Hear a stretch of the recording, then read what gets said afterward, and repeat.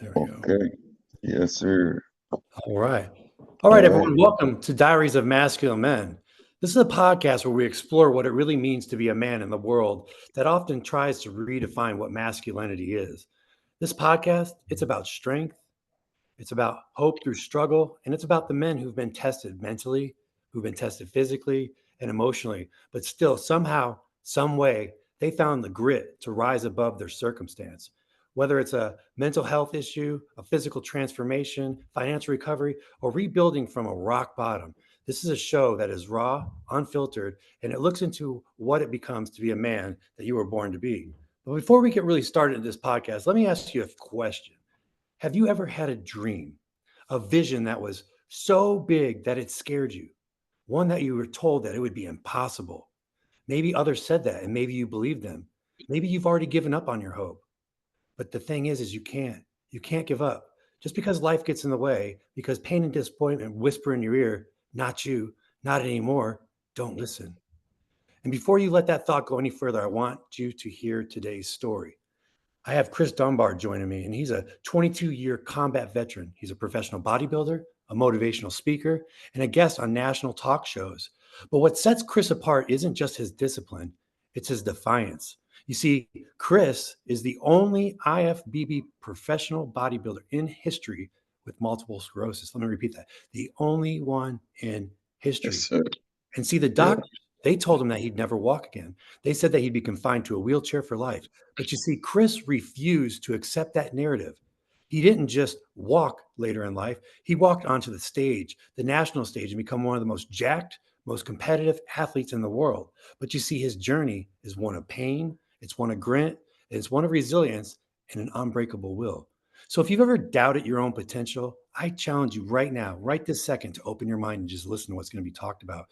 Think about that dream that you've pushed aside, but start to think about in your imagination the version of yourself that you previously gave up on. Because today, Chris Dunbar is going to show you what is possible when you stop listening to your fear, you start feeding your doubt, and you start feeding your faith, and you fight for that dream that you once had. So let's get into it. Chris, how's it going, my man? Great, man. I'm great. That was a hell of an introduction right there. I appreciate that. Well, yeah, Good job. yes, sir. Yes, sir. Perhaps some of the That's people awesome. haven't tuned into the previous episodes that we had you on, but you are a very, very positive. You have one of the most disciplined mindsets that I've ever had. And like we talked about before the podcast started, I just want to tap into what makes you tick and what makes you so resilient that you're able to overcome so much odds and obstacles in your life. And being told that you'd never walk again, that must have been a whole lot for you to process at the time. But before we get into that, let's talk about the story. Bring us back to the time that you're driving down the California busy highways. What happened at your life that day?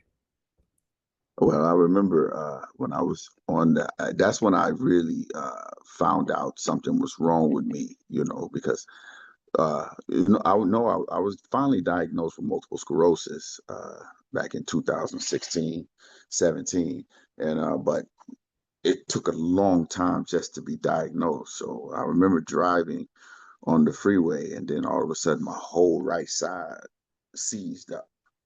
So I was on a 210 freeway in Los Angeles, and my whole right side has freezed up on me, so I couldn't control it. I could control all the way down to my feet. So I had to hold the steering wheel with my left hand, still shaking all the way down to my feet in this hand, trying to breathe and trying to look and focus so I didn't hit no other car and get myself and try to slow down with I was slowing down with my left foot. As I'm right-handed, but I'm doing Excessive. everything, you know. So I'm doing everything with my left foot and my right hand, holding the steering wheel, slowing it down, trying to get over to the medium. And I was able to do that I have no idea, by the grace of God. I don't know, but I didn't hit no cars. I didn't have a bad accident, nothing. It's just I was able to channel myself over and get to the medium and actually put the car in stop and keep my foot on the brake while I continue to shake. Now that shaking went on for like I want to say 45 seconds, maybe a minute, and I finished it out. And then when when my body finally released, I was like, I put the car in park and just put my hand on my face. Was like, what was that? What was that? It was the most painful thing one of the painful things that I've ever felt. And then it just, I said, you know what? I need to go to the hospital. So then I ended up driving myself to the Long Beach VA. I drove myself because I'm already retired out the military now. So I drove myself down to the Long Beach VA and go inside. I go into the emergency room and they was like, okay, what can we see you for? And I told them that something was wrong with my chest. I said something about chest. As soon as I said something about my chest, I'm having trouble breathing or something like that. I said something along that manner. But as soon as I said that, boom, they took me to the back. It rushed me in the back because now they thinking that I'm having heart problems, So I scared them, but then they hooked me up to all these machines and I did every test under the sun from EKG, EEG, MRI, everything, MRI with contrast. I did but from that time I was doing all those tests, I was in the hospital for like almost a week now. So every day they would come back and do another test, do another test, do another test, do a test. So I'm in the hospital since then for like a week. And I'm like, what's going on? I'm trying to find out what's going on. And then they finally said, well, we don't know, So it's a week now. And they like, we don't know. But what your MRI showed us is that I have lesions. Not lesions. I had spot. This is what they said. The exact word. I had spots on my right side of my brain. So spots. So I'm like, okay. What medication can I take to get this going? Get this straight.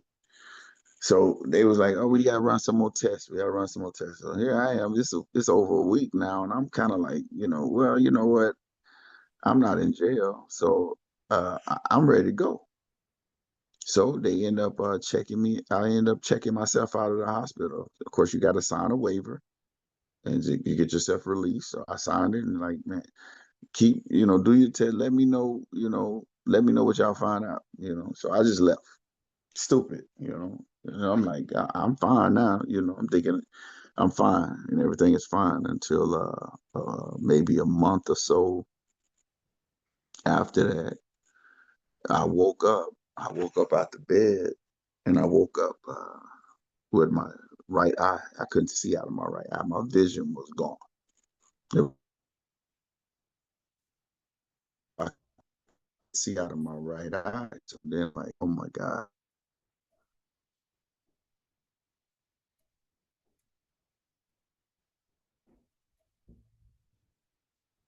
Driving, I ended up driving back to the Long Beach VA with one hand on my eye. So I drove back just like this, stupid, just young and dumb. Well, I wasn't young. I was over 40.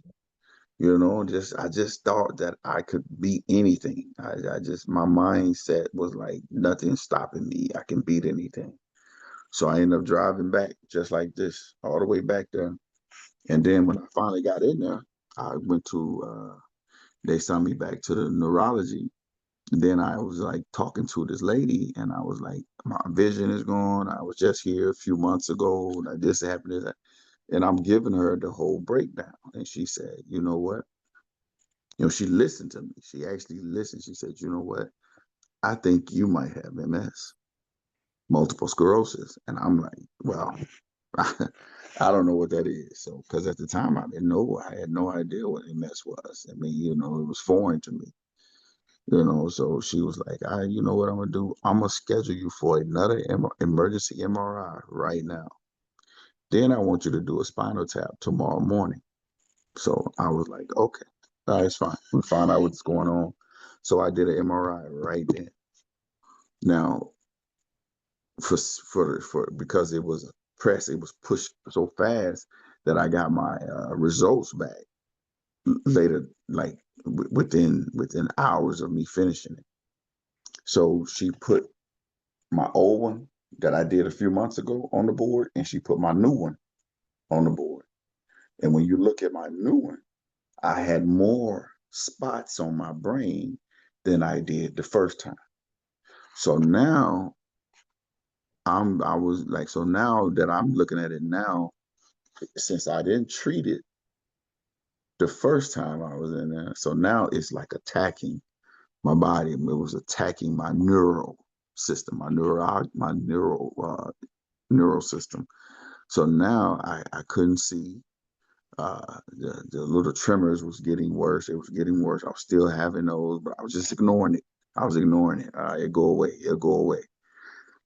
So she was like, okay, I think like I said, I think it's MS. I think it's multiple sclerosis. So um, I said, okay, can I take some medication? Can I get some medicine? She was like, no, it doesn't work. And then she tried to explain it to me. And you remember that, you ever watched the show Charlie Brown? You ever seen Yeah, Charlie Brown? yeah. And you know the teacher, when they was talking, the Wah, teacher, wah, wah, wah, wah, wah. that's exactly what she sounded like. That's exactly what she sounded like. I'm like, I'm not trying to hear that, give me some medicine. Because I'm this big tough guy, Like I've been bodybuilding before I got MS. I started bodybuilding back in 2007 in Japan. So I've always been a big health nut. I've always took care of my body. I always treated myself good. Didn't drink, didn't smoke. I'm like, I don't know how you get MS. I don't know that. I didn't know that. So so of course I didn't listen. So she was like, well, you got a spinal tap tomorrow. And she was like, do you want to stay here? I could stay at the hospital, or I could just come back tomorrow morning. Of course, me, oh yeah, I'm not staying here, because I got one eye. So she was trying to give me a hospital bed so I could go sleep. And no, I'm gone. So I'm driving around one eye, and I remember being at the gas station. I remember I had to go to the gas station later that evening. Still eye messed up, can't see out of my one eye. So then I was at the gas station in Orange County. I was at the gas station in Orange County, California, and I went inside to pay for my gas because I had some cash on me. So I went inside to pay for my gas. So when I walked out of the gas station, and all of a sudden my body just shut down. No, no, that's sorry. Let me rewind. I went back the next day. I'm sorry. That's when I went back the next morning for the spinal tap. This is what happened. So I went back the next morning. I was there for the spinal tap. I did the spinal tap, and when they stick the long needle down your back and pull the fluid from your knee, from your back or whatever. So okay. So now I'm gonna go back to the gas station. So I did the spinal tap that morning at like 9 o'clock in the morning. By that evening, this is when I was at the gas station. So when I was at the gas station, going inside, still vision messed up. I go inside for the gas. I go in and pay for my gas. As soon as I come out of the gas station, my body shuts down. Whatever the spinal tap did, it it triggered my MS. It like sped it up. So now I'm on the ground, on straight ground, concrete gas station, dirty ground, shaking and trembling, and I had people running over to me and trying to help me. Luckily, it was good, nice people there, but I couldn't move. Like my body had just collapsed on the ground. So now, they I was with a friend. I was with a friend that day too. So they drove me back to the Long Beach ER. They drove me back because I was in Orange County. So they drove me back to the ER. And then I went in, and after that, I was there for 8 months. 8 months long. Wow. Yeah, Well, yeah. After that, yeah. so you're in the hospital for 8 months, and here, everyone listen. Here's a man who is a combat veteran who's seen the worst of the worst, and yet he still was able to Mhm. defy all those odds. Picture of health. Now you're laying in a hospital bed for 8 months. 8 months. All of a sudden, you're there for Yeah, 8 months. Take us to that yeah. night when you had that moment where you hit your breaking point. Can you take us Well, back? yeah. This was probably about I would say it was after my mama came to visit me. It's probably like 6 months. I was been in the hospital for like almost 6 months at the time, 5, 6 months. And my mom had finally flew to California. 'Cause my mom's from Mississippi. So I flew to California because I just wanted to be around her. I just wanted to see my mom, you know, and she's like so holy. And I'm here, I've been laying in this bed, the same bed for 5 months, 6 months. And I remember her walking in. And I asked my mom, man, I'm dead serious, man. I asked my mama to tell them to take me, man. I told her, my mama tell you that. I told my mama to tell these people here to just put something in my IV and don't wake me up. I was done, man. I was emotionally a wreck. You know what I'm saying? I know you said something earlier about the doctor said I would never be able to. A neurologist doctor said I would never be able to walk again. I was just emotionally just done, and I got tired of having still those shakes. I was having those were seizures, and those spots on my brain, on my right side of my brain, they was lesions. So now everything, because that's when I found out I had MS once I got in the hospital for those 8 months. So I was just emotionally done, man, emotionally drained. I mean, I couldn't get up to go use the bathroom. I had a catheter inside me. I had to get cleaned every day. I was done, man. So by the time my mama got there, I was like, man, just shut this down, like here I am, in my early 40s, I'm like 43, 40, 42 when I got diagnosed, 40, yeah, 43, 43, 44. Yeah, when I got diagnosed, and I was just done, man. I wanted my mama to, I gave my mama power of attorney. I told her, man, just kill me. Seriously, I didn't want to live no more. And it was just one night because visitors couldn't stay overnight. So my mom was staying at my place, and she would come down and come see me every single day when she finally got there. So this one night, about 6 months, I woke up because I had to use the restroom. I had to, not the number one, I had to do the number two. And I wanted to get up and go use the restroom because they was helping me up to go use the restroom during the day. So during the day I would have help. At night it's kind of like a skeleton crew. But I didn't want to, go on myself. I got sick and tired of being clean because they don't come clean you right then. You know what I'm saying? You got to sit there in your own feces, man. It was bad. So I remember, and when I looked, okay, my bed was right here, my hospital, in my room. I'm right here, and once you go right there, it's the TV right there, and then you make a right, it's the door, and then once you walk outside that door, right to the right, take about 2 or 3 steps, and there's the front desk. That's the night crew desk. So if I'm screaming, they could hear me because my door was always cracked, so I could see the light coming in. So I hit the button, hit the call button. Wait, nobody come. I hit the call button again. I'm like, the bed, the desk is right there. Somebody should be in it. Hit the button, nobody come. Hit the button. I maybe hit the button 3 or 4 times, because I really got to go use the restroom and I didn't want to go on myself.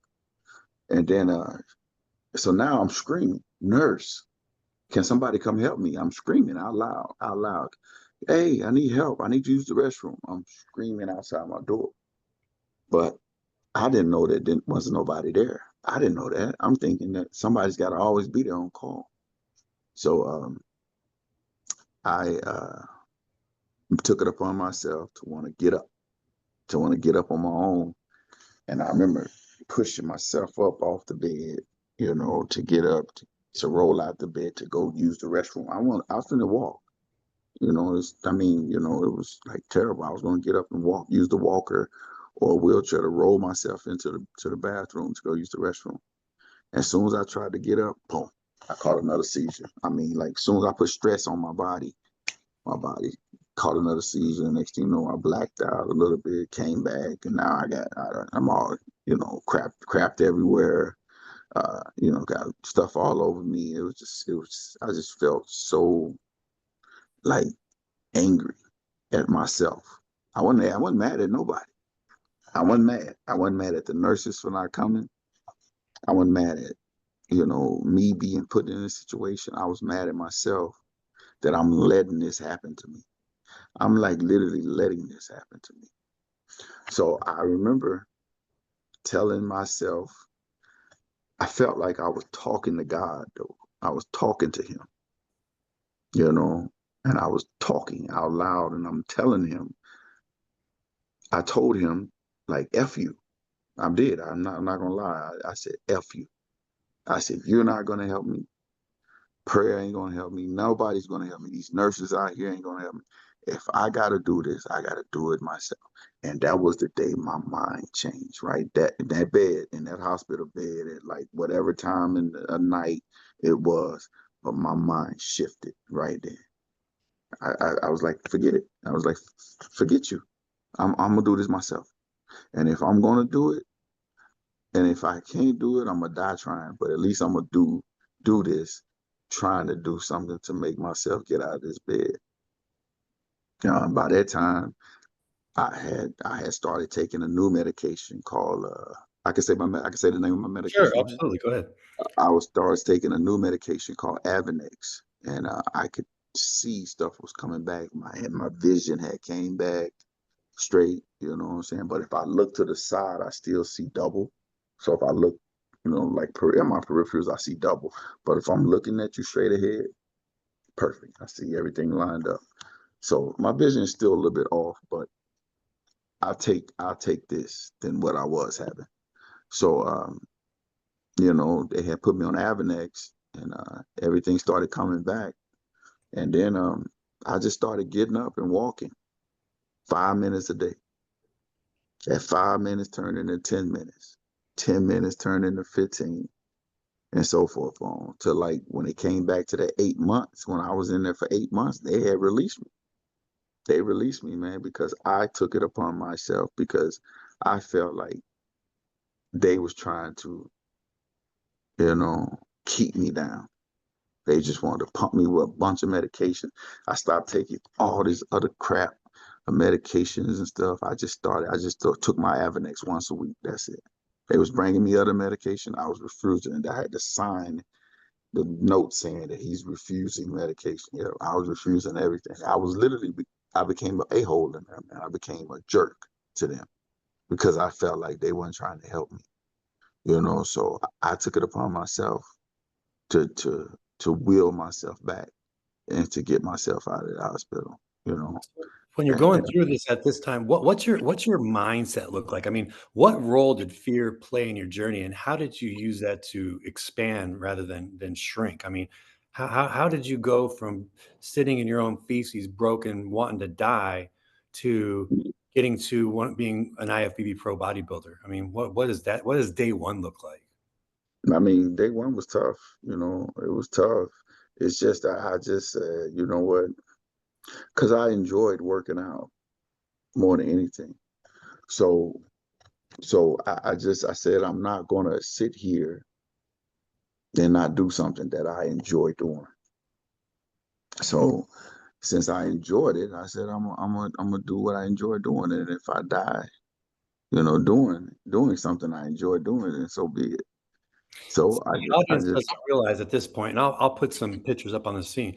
I mean, tell them what your physique looked like. I mean, you were, yeah so far from where you used to be. I mean, remember the yeah shape that you're in, and we'll put some card or some pictures up so people can see where you started, like how you got I from mean, completely out of shape to yeah where you're at today. yeah. When I got out the hospital, I got out the hospital. I was like 290 because they had me on so many steroids and pumping so much medication in me that it just ballooned me up. It just swelled me up, and it was mostly water. You see what I'm saying? A lot of water because my cortisol level was probably through the roof, and it was just so I was just a lot of water with it. So by me going, and even when I remember going back to the gym, I went to a gym, Gold's Gym in Santa Clarita, and I remember having a seizure in the gym. I remember they let me. I see if I can find that video, but he he. I remember I was on by the dumbbells and I was doing some arm work or something like that, and then I just collapsed. Luckily, I didn't hit my head on a bench or nothing like that. But on the video, they had the video like you see me doing some arm movements, and then all of a sudden I was boom hit the ground, started shaking. You know what I mean? So, and those was my early days back in the gym. And then I remember when I woke up, came back into I was in the ambulance because they had ambulance that came up there and got me out the gym, and I was in the ambulance, and they was driving me, of course, to the ER. And I told him when I woke up in this truck and I was looking around, I was like, oh. And I got MS. I got multiple sclerosis. I got MS. And then that's when he was like, oh, okay. And I guess they knew how to treat me. Once I told them that I had MS, they was like, what's your name? You know where you at? I was like, yeah, I got MS. So then they was like, okay, they was cool. They was calmed down then because they didn't know why did he just fall out and have a seizure in the ER, So once I told him that, then everything was cool. But then maybe a week later, I was right back in the gym. And I remember you got this gym community where everybody knows each other. So I guess my story had passed around the gym. So everybody's looking at me crazy, like, why are you back? They Yeah. was looking at me crazy. And I'm like, and I had, a couple people come up to me like, man, what you doing here, man? You just fell out in the gym, man. I heard about it. And some people were like, yeah, I was there, and I was so scared and stuff like that. And they were like, why are you back? I'm like, why not come back? You know, they want me to quit. So No, was there? So was you were you set on becoming a professional bodybuilder at that time? I no. mean, are you just trying to just get back in the gym for recreation? I mean, I just want to get back in shape. That's how it. did you get from going to being in shape to becoming a professional bodybuilder? Uh, how I became a professional bodybuilder is when I had back surgery because okay, that happened. Got MS. Then maybe 3, 4 years late. No, I say about 5 years later. I had to have back surgery because of the MS. Because MS affects your brain and your spine, right? So now I had to have MS. I mean, because of MS, I had to have spinal surgery. So now I'm back down again, because of the spine surgery. And I remember sitting in the hospital bed. I wasn't there long. They released me from the hospital probably like on the third day, after. But I was walking the next day after surgery, after back surgery, open back surgery. The name of my surgery I had was called lower lumbar decompression. So they had to decompress the spine off the nerve that controlled my legs because I had lost feeling in my legs again. So this is all the stuff that was starting to happen, while I was training and working out after MS. So then I got back straight, and then my body started to deteriorate again because of my back, because my spine was pressed on a nerve that controlled my legs. So I go from the bed, hospital bed, to the stage, getting in shape, getting on stage, then go back to the hospital bed, and then a year later, I became a IFBB pro. The only one Right. in history. The only one in history with multiple sclerosis. And so, Yeah. One of them. for the people that don't understand how multiple sclerosis works, it's like Chris has described. It affects your neurological functioning, both in the brain, spine, central nervous system. It's something that there's no cure for, and it never goes away. So this is something that you have to face every day, right?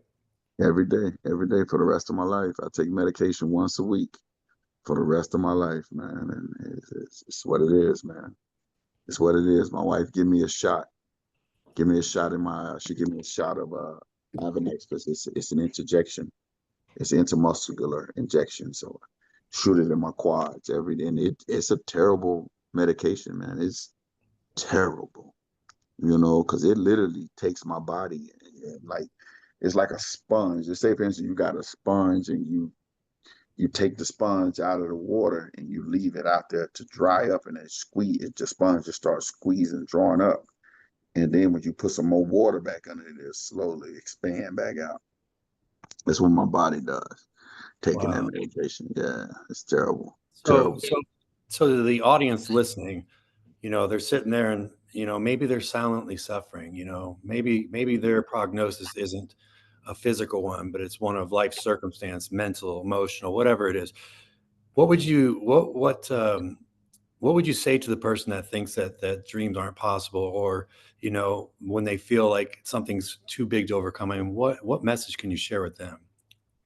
I mean, the biggest thing I tell everybody, is that right there, that feeling is temporary, man. It's all temporary. It's what you can't have. I know you mentioned the word fear earlier, and it's just a lot of times it's just fear. People are scared of, you know, doing something different. They so comfortable. I focus now on living my life to stay uncomfortable. I like being uncomfortable because everybody wants to be comfortable. We gotta, start being uncomfortable because, to be honest, those are where the successful people are made. Right there, the most uncomfortable people are very successful. So I learned to take those negatives and move them over and use those negatives as, like little bullet points to make them positive. So I just don't know. I don't know where I got my mindset from. I don't know where I got this thinking from. It's just there. It's just in me. People always be like, how you learn how to think like that. I don't know. I don't know. It's just, you know, I learned, I break rules, man. People tell me what you tell me what I can't do. I'm gonna break the rule and show you that I can, you Wow. know. On that same vein, if you could go back to the version of yourself that's sitting in the doctor's or the hospital bed, and when they're telling that you can't ever walk again, what would you say to them now? Oh, you a lie. I tell them you're a bold-faced lie. You lied. Doctors don't really, because for one thing, is what I do know is that MS is predominantly is known to be found in older white women. Okay. So I know I'm older, but I'm definitely not white, and I'm definitely not a woman. So they really haven't done studies on people like me. So it's really no studies for people like me. Yeah, it got me down. They put me in a hospital bed for 8 months, and I'm constantly still having complications and stuff with it, for the rest of my life. But I can say this, man, maybe out of 4, maybe 5 days out of the week, I'm normal. So I take those 4 to 5 days a week and I crush it, man. I'm talking about, can I crush those 4 to 5 days? Because I know maybe 2 days out, maybe 1 to 2 days out of the week, I'm like a, I'm like a, I'm like a paraplegic, man. Mhm. So I take those good days out of the week and I go crazy, man. I go crazy. I'm like running. My wife would tell you I be running, because I know that this energy I have, or this feeling that I have, my body's gonna start tensing up again within those in this tune. I can literally see my body here. I can feel my body from being here, and I can just feel it just going down. I can feel it nice and slow, just going to crash, and my body crashes, and I have to spend time in the bed, and my wife has to serve me like I'm a paraplegic. And I hate to say that word, but she has to serve me. She get my food. She takes care of me. That's why it took time for me to be married. I found me a good woman to accept this disease with me. You know what I'm saying? So, I mean, the biggest thing is I have a great partner, man. I have a great, great wife, man. A lot of people can't say that. I mean, so it's just she helps me. So then when I'm up, I give her the world. I give her everything. I do everything for her. I give her everything she wants. Sometimes, most of the time, everything she needs. I give her whatever she wants. You know. That's So awesome, man. You're yeah, truly man. blessed. What would you say is the first thing that a young man or any man should do when they want to rebuild their life, but they don't know where to start? You know, they're at their rock bottom and maybe they're thinking about checking out permanently, or maybe they just don't know what to do. Maybe they don't have a life partner like you do. What's the Mhm. first step that they can take to start, getting their life turned around? Yeah, the biggest thing is just, well, anybody can work on their fitness. If it's nothing physically wrong with you, you can definitely start creating a habit of going to the gym every single day and working on your fitness. Then, I understand that finances might not be the biggest key, the biggest point of somebody's life. Then you got to focus on some type of eating right. Because eating right, training and eating right creates some type of consistency. And then when you keep doing it and keep doing it, then it's going to create some type of discipline. You know what I'm saying? So you got to create those two things, consistency and discipline within yourself, you know? And then you got to find a way to self motivate yourself. Mhm. Pick up your self esteem. I said all those self words because it's you, it's yourself. You know what I'm saying? And so especially as a man, if it's nothing physically or mentally wrong with you, you forget that. Forget that. We gotta come up out of that, you gotta dig deep and push forward, and try to find you some people that can help you a little bit, find you some good mentor, find you a good mentor, somebody that you can lean on a little bit for that motivation but that motivation gonna go. It's not gonna be there all the time. Sometimes you're gonna have to motivate yourself, you know and that's the biggest thing. I tell people, man, you gotta focus on you first, and that's what I did. That's what took me so long to be married. I didn't get married till I was 45 because I focused on myself first, focused on myself, my finances, my mental, everything. So do So you, when and what you're doing, do you believe that the suffering you face has created strength, or does it just expose your weakness? I mean, how do you work those two things? You know, when your body's giving up on you and you have no no control over it. I mean, Mhm. what are the basically, like, what are the daily habits that are in your life that help you to navigate the physical and the emotional adversity that you face? I mean, the biggest thing, like that's a good question, but the most important part, you definitely have to train your mental state of it. I feel for me, laying in that hospital bed for 8 months trained my mental because I wasn't able to do anything physical. You know what I'm saying? For those long period of time, you're talking about almost a year of me just laying up, looking at the ceiling, looking at these four walls. So I had a lot of talks to myself, a lot of long talks, just talking to myself.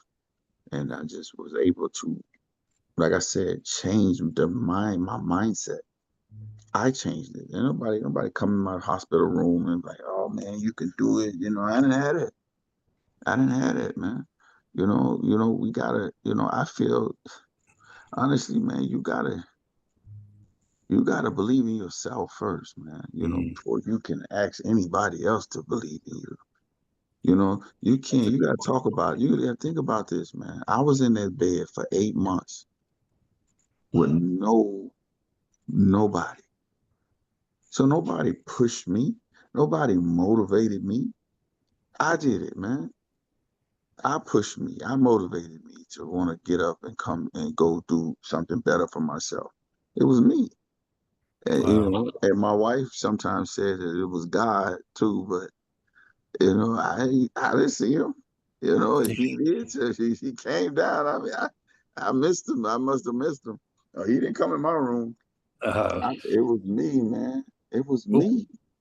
on that note, what do you wish that more men, what do you wish that they understood more about adversity? That it comes in waves, man. It's gonna come and go. We're gonna come and dish you, and it's gonna go. You have to bob and weave that thing. It's like being in a fight. You're gonna have to keep that head moving. It's gonna come.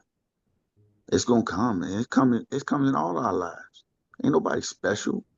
I don't care how much money you have. You're gonna always have adversity come in the face and hit you in the face. But the thing is, you got to hit back, man. You got to hit back. You know, like I couldn't see myself just being like, I'm gonna take a week off. Nah, nah, man. I hate those 2 days of the week that I feel like crap, man. I hate them. I hate them because now I can't move. So, I get faced with adversity every single week, man. When I take my medication, Wow. you're gonna What, have to, what's yeah, you gotta keep moving, keep pushing forward, man. what's something that you know now today about life, pain, what it's like to be a man that you wish you had known 10 years ago? That's a good one, man. I mean, I don't know, man, because like biggest thing about me, I mean, I wish I would have known more about investments 10 years ago. So that's my, but now I'm good at it now. But if I'd have known more about that, but that's honestly probably the only thing, like, because honestly, Ken, I've been this way. If you ask anybody about me, and I know you can ask Chris, and our friend Chris, that's how me and you got connected. Tell him to tell you the story about I tore my pec. Chris was right there with me. He watched me tear my pectoris major. Comes right here, go all the way around here. I ripped that tendon off the bone. Chris pulled the weight off of me when that happened. Yeah. I would say I had the surgery, and then uh I would say my arm in a sling, and I went back to the gym just to watch them train after surgery. So this may be, I say maybe 3 weeks, maybe a month after surgery. I was depressed. I was a freak. Bench pressing 500 pounds. I was a freak. So then, but I tore my pec. So now I'm in the gym and I'm watching these guys. They are all tough. Deadlifting. It was deadlift day. They in there moving all this heavy weight. So I said, man, y'all get out the way. I got this on video. So this is not a lie. There's no lie. I have a Well, still maybe video. I'll have to get access to that so I can throw it up and let Yeah, people see what you're talking about.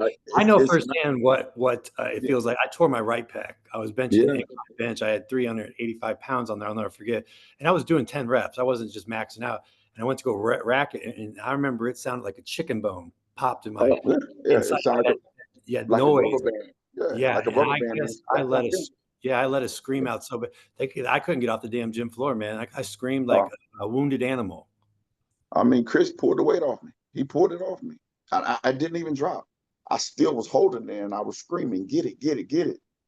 But you saw it pop. You saw it. And I would say maybe a month after that surgery, I was in the gym watching them train, just trying to find some motivation. And I just got this wave of strength over me. Well, my arm in a sling, and I grabbed and I deadlifted 4 plates on each side. I deadlift 4 or 5 for 3 reps. I got it on video. So if anybody want to say he lying, I got it on video. I Well, got it we'll be on sure. Well, straight video. So video don't lie. yeah. It's not a good video because this was back in 2008. Something like that. 2000, I think it was like 2007, 2008 maybe. But I got it on video of me moving full 5, arm in a sling with one arm. I pulled it off the ground with one arm 3 times. And so it's just always been me. I've always had this mindset of like I'm not gonna quit. I'm not gonna stop. I'm not So gonna quit. would you say that it all starts in the mind? You got to believe before you can That's, achieve. that's it. It's all mindset first. It's all you gotta change your mindset. You gotta change the way you think negatively about yourself. And then you gotta push through that. You gotta move forward. But then you gotta do it. You gotta show action. You can't just think about it. You gotta do the action too. And you might fail, but that's okay. It's okay. Who else doing it? Who else gonna do it? You know, like when I had my back surgery, I went to my coach. I went to my coach. I had back surgery. I'll say 5 months after that surgery, when I had open back surgery. So now I finally got released from my doctor. Now I'm walking, I'm doing everything, I'm moving around. And I went to my coach. His name's Pete. He came here in Arizona, and I said, "Hey man, I want to compete again." At the time, I'm like 260, fat, out of shape. I didn't have my shape, none of that. I was like, I want to compete again. I just had back surgery. And he was like, "Man, you sure, man? You should just," he looking at me like, "What? What? You're crazy. And I was like, "Yeah, man, I want to compete, man. I want to become a pro." That was my first time since I started competing in bodybuilding. I started in 2007. That was my first time that I ever said I want to become an IFBB pro. I never said it. I just used to bodybuild for fun because it was fun, and I like getting myself in shape, and it kept me competing. But I never wanted to become a pro. I was on other stuff. I was thinking of making money and doing this and hustling and stuff. So I really didn't care about becoming a pro. But that was my first time I ever told him that I want to go to nationals and I want to become a pro. And we did that. I had surgery and in I want to say May of that May of 2000 and so my surgery was 3 years. It was 3 years ago. So 3 years ago, I had surgery in May. By November that following year, I was an IFBB pro. I had my hands raised being an IFBB pro. Wow. Yeah. So when your That's what it story is. when your story is told years from now, what do you hope most men remember about your fight? What would you hope that your legacy looks like? I just want people to say, excuse my French, that motherfucker didn't quit, man. That motherfucker don't know how to quit. That's Wow. it. He just don't know how to quit. I don't know how to quit. I don't know how to say that's it, Like, oh, I'm done. That's it. I don't know how to do that, Ken. I don't know Wow. how to do it. That's amazing. So, just for the audience, how can they follow you on Instagram? I know you got a huge following, lots of support. Yeah, That yes, you've been on yes, talk yes. shows. How can the audience follow you and watch? Because I watch you all the time. You're Yeah. inspiration. How can they get in touch with you? My tag on Instagram is Chris underscore D as in Delta underscore MS. So Chris underscore D underscore MS. Because my the whole page is about multiple sclerosis. Yeah, I work out, I do some workout videos and stuff like that, but I'm just all over the place. I never stick to one topic on my social media. And that what makes me genuine. That what Yeah. makes people want to follow me because I'm a real person. I'm Oh not yeah, like totally. it ain't it I ain't watched your life unfold on social yeah media. I watched with I watched your wife be pregnant. I watched you yeah have your child. I've watched all that. yeah So yeah so I don't just stick to it's just another workout video. It's another guy working out, another guy. That's all people do. They show their muscles. Like, okay, we're tired of that. Sometimes people want to go to social media to digress, to like, okay, let me see something else, something funny, something, or whatever, But that what makes me so real and so genuine. I just post that was on my heart. I just post whatever's on my heart that day. wow. I do. Well, I Yes, sir. definitely I thank you for your time, Chris, and to the audience. I mean, what do we say to a story like that, audience? I mean, Chris Dunbar, he didn't just beat the odds; he redefined them. He was told he'd never walk again, and now he walks with purpose, with power, and with the kind of present that just silences all excuses. I mean, and as you heard it from him, his story is not just about muscle; it's about his mindset. It's what happens when a man Yes. refuses to accept that a life has been handed to him, that he's got to face some obstacles, but he decides to rebuild instead of be broken down. So I ask you again, for audience, what dream have you let go of?